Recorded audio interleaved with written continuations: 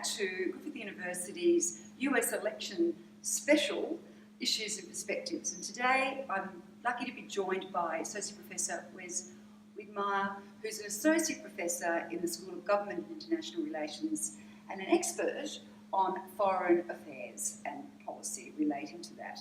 Wes, there's been very little time, I think, in this election discussing foreign affairs, apart from, the usual suspects, immigration, trade, and terrorism.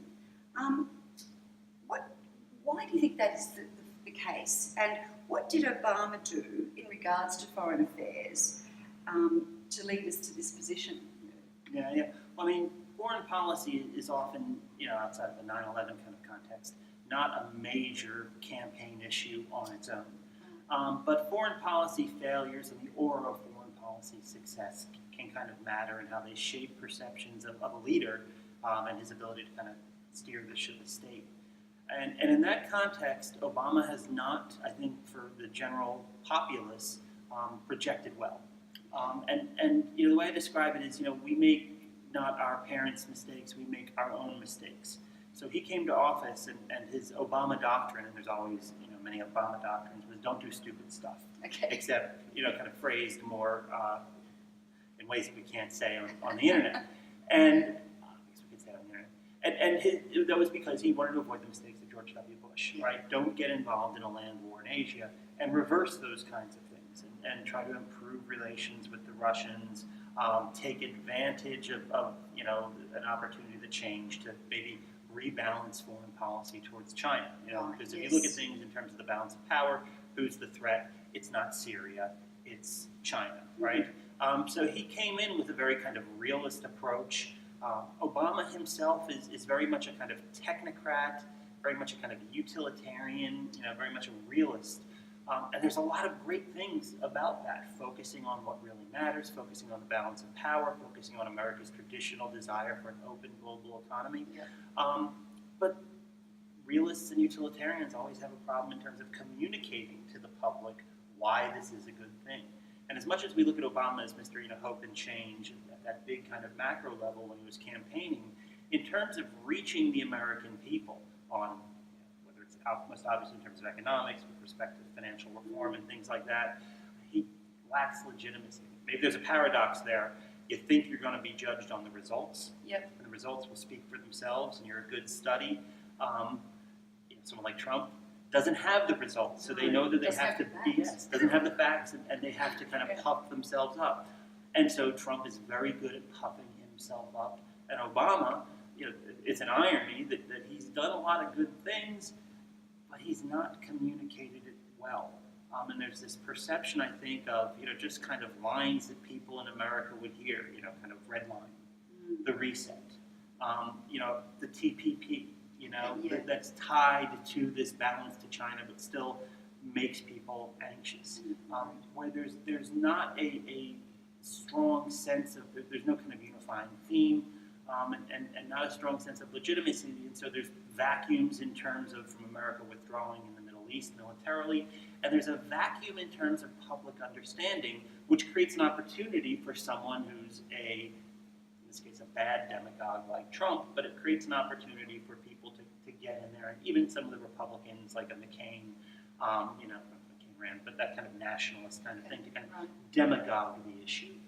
So that's where I think Obama's been, he made his own mistakes, and Hillary Clinton is, of course, tied to that as the former Secretary of State, and I think there's just this kind of perception that, there's been a lack of kind of principled leadership that people can grab onto in a way that, it's very easy to make America great again and reassert America's place in the world, even if there are no facts. It's very easy to say the slogan. Yeah. But Obama has "don't do stupid stuff," right? And he never even communicated that. So it's you can't beat something with nothing. And so I don't think if you said to the person on the street in the States, "What's Obama's foreign policy about?" I don't know what they'd say. He got Osama bin Laden. That's not a foreign policy. That's something he did well. What's his larger vision? And again, the realists that we've had, Bill Clinton in the United States was a realist. He struggled to make his foreign policy commensurable to the American people. George H.W. Bush, the elder, was a realist, and he always struggled with what he called the vision thing. So it's not like I'm a political scientist here and saying, oh, I could have done it better if you just... If you're a realist focusing on power, utilitarian concerns, for interest in terms of power, that's not in the American DNA to like it. And I often tell students, the best American secretaries of state are often the least American in terms of scare quotes, because what's America about? It's about crusading, it's about making the world safe for democracy, right? That's not often the basis of a good foreign policy. For good foreign policy, you want to play the balance of power. You want to cut moral corners sometimes. You need to do these things. So is a Henry Kissinger, right? Is a Madeleine Albright, who is very realist. You know, Henry Kissinger and Madeleine Albright both had families who, you know, were Jewish in Europe and had a real sense of power, right? In a way that Americans, in the everyday sense, not having had families suffering that way, don't have that in 20%. And the first American Secretary of Treasury, who was really the American Secretary of State, was Alexander Hamilton, who was an Anglophile, who wasn't born in America, right? They you know, the reason Arnold Schwarzenegger can't be president is because no foreigners can be president because of Alexander Hamilton. They wanted to exclude him. Because you have to be a natural-born American. And Alexander Hamilton, not to be Secretary of State. Right, to be president. And Hamilton was Secretary of Treasury. Right. Jefferson was America's Secretary of State. Jefferson was a crusader. Jefferson wanted to back the French in the French Revolution. Right. And Alexander Hamilton said, no, how is that in our interest? And George Washington listened to Alexander Hamilton and said, we don't care about the French Revolution because England is the power, and we define our interests in terms of power. Now, that's not very American in the crusading sense of the term. And so that's Obama's problem. Obama's more of a Hamiltonian, more of a Kissingerian. So the election itself is kind of focused much more on domestic issues, all the fear campaign type stuff. So it's played into those domestic concerns. And I was just reading in an American paper, I don't think it was a particularly good one, I think it was USA Today or something like that. It's online. But, you know, that foreign affairs is actually hardly rated in terms of the candidates and in terms of this presidential election as compared to any other election, it actually said. So what does this mean for foreign affairs going forward? You know, what are the key issues here now? I mean, as a political scientist, you know, sometimes it's how you define the categories, right? I mean, is Hillary Clinton and Donald Trump arguing over, do we want open borders, you know, or do we want a wall? Is that foreign? I mean, you said immigration, but that also stands in for, you know, an argument over what's America's role in the world. Is this kind of this open, liberal order, you know, the age of Brexit, right? In an age of populism worldwide, you know, what's America going to stand for? And it's not just, you know, do we like populism or don't we? America probably will not, but is on the brink of one of the two candidates is a populist, is much closer to Duterte in the Philippines, much closer to Putin, much closer to, you know, the Brexit folks. So that's has implications for American foreign policy, even though you can't put it in a policy paper, even though you can't say, you know, what's our interest with respect to NAFTA or TPP, even though they are talking about those things. And again, you know, Obama, when he talks about the TPP, the Trans-Pacific Partnership, again, this is where it would be, one of his failings is not to be able to kind of recognize the domestic bases of foreign policy.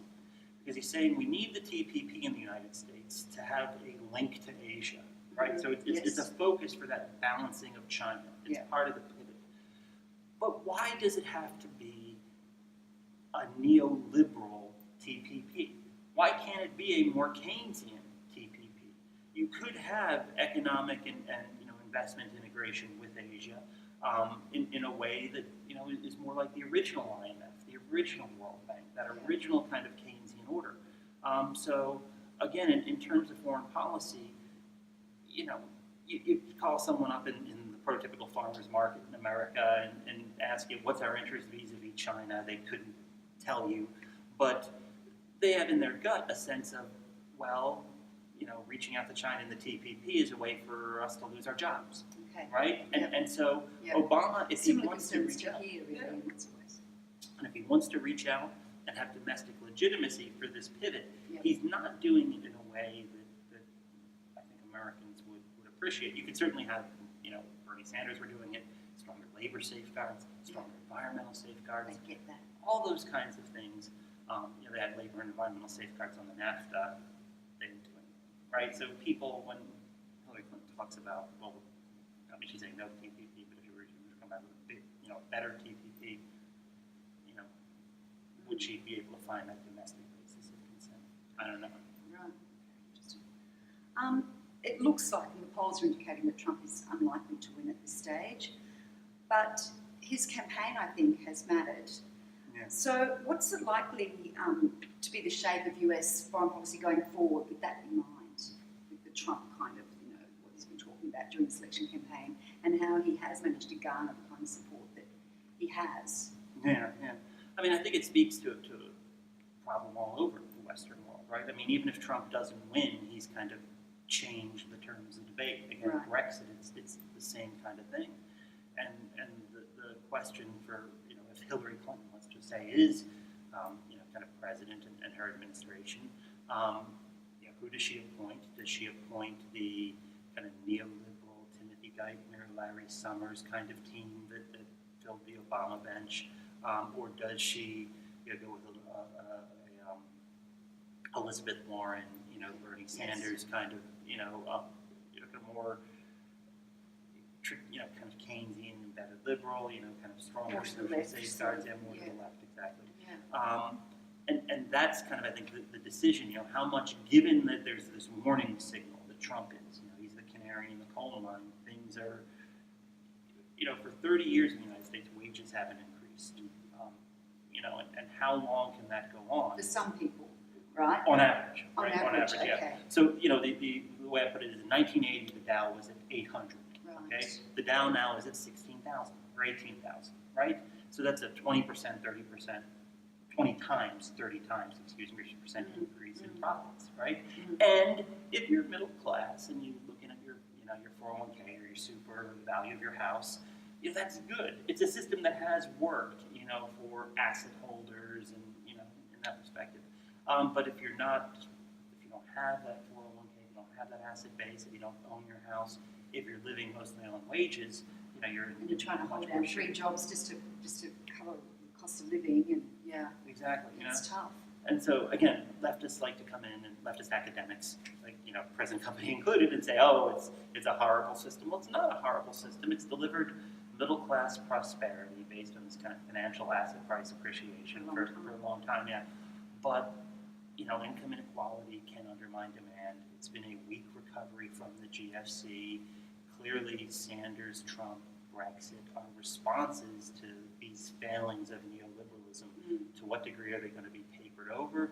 To what degree is Hillary Clinton going to say results will speak for themselves? I don't know, but I think that's the big, for where foreign policy is heading. And globally, to the extent that this is a problem, you get the Dutertes in the Philippines, you get the Brexit, you get the populists in Europe. Reactionary.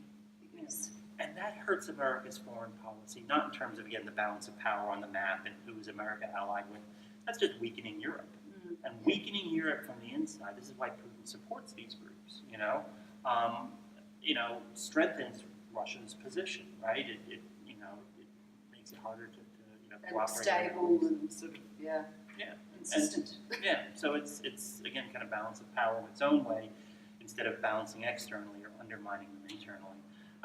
Just as the Germans sent Lenin into Russia in World War I to destabilize Russia, right? Because they knew, okay, if we're going to undermine the Tsar, can't beat him militarily, but get that virus of Bolshevism in there, and it collapses from Putin within. seeing Donald Trump. And it is the same thing. It's right. How can he supports Brexit? Yeah. He supports the UKIP and those kinds of things they Yes. say, and he's not pounding on the gate. He's putting rock in the foundations. And this Hillary Clinton's victory, if foreign policy is more than just the balance of power stuff, that's, I think, the challenge for her. And I could be a lefty academic who's too skeptical in neoliberalism, but it's the age of Sanders, it's the age of Trump, it's the age of Brexit.